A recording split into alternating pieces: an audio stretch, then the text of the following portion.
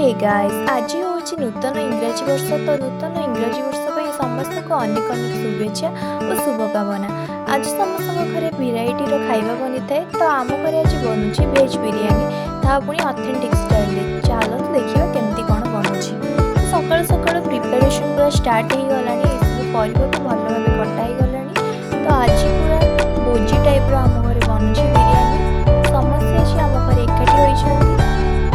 तो ये भलसे पिज को सजा पिंक पिंक होगा जी भाजनब आठ सब परिवा को आम भलसे धोई रखी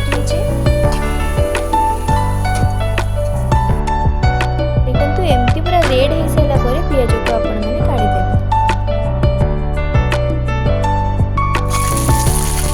ये सब परिवा को भल भाव धोई भाजनब।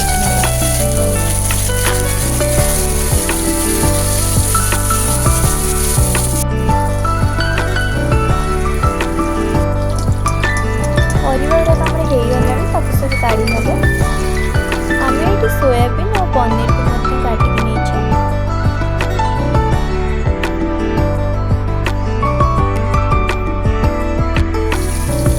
को भी भलसे छाणीदबा तेल टे। एपटे प्रिपेरेशन चलती भात पाइंका यहाँ आमर पूरा बासमती राइस आम पानी गरम सारापर ए गोटा मसला सब पकईदबा कि रिफाइन ऑयल को आड कर नेक्स्ट ए चाउल पकेबा। तो सेपटे भात बनूँ एपटे आम चलती मसला प्रस्तुति। एवं आम गोटे पैन रे किसी रिफाइन ऑयल नहीं से काजू किशमिश को भलसे भाजी नहींचे आउ किसी काट मसला को भलसे पकई सहित पिज भी पकई पिज भल भाव हो सारापर से अदा रसुण पेस्ट पकईदबा।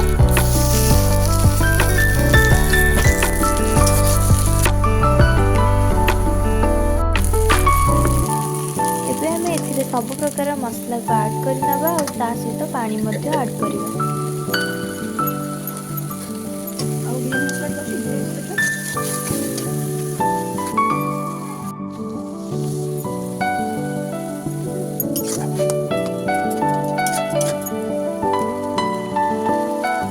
मसला सब प्रकार वेजिटेबल्स को आड करनबा। एबे हमर रेडी हो जाछि मसला आ एठी हमर भात भी रेडी हो जाछि। दही सहित आम ऐड कर बिरियानी मसला को मिक्स कर मसला ऐड करनबा।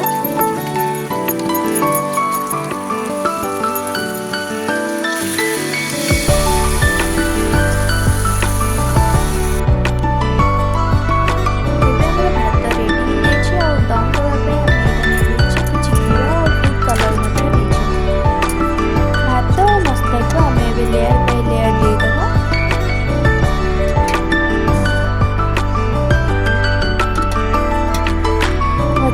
काजू और पियाज को ऊपर लेयर बाय लेयर दबा किसी धनिया पत्ता पकेबा एंड पुणी आउे लेयर दबा।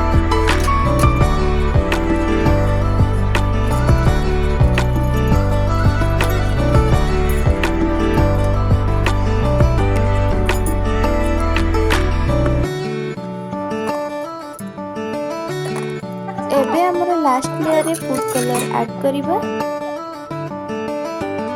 आउ से किछिटा घी दबा।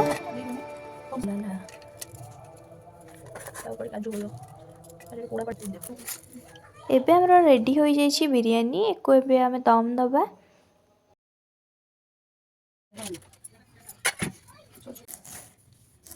ता भितर आम एपटे रेडी कर रायता पाइंका काकुड़ी टमाटो पियाज ये सब को लेकिन आम भलसे काटि नहीं।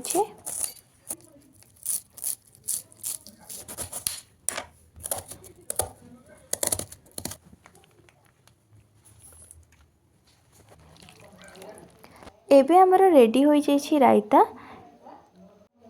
तो या सहित आम घर मध्य मटर तरकारी बनी थिला।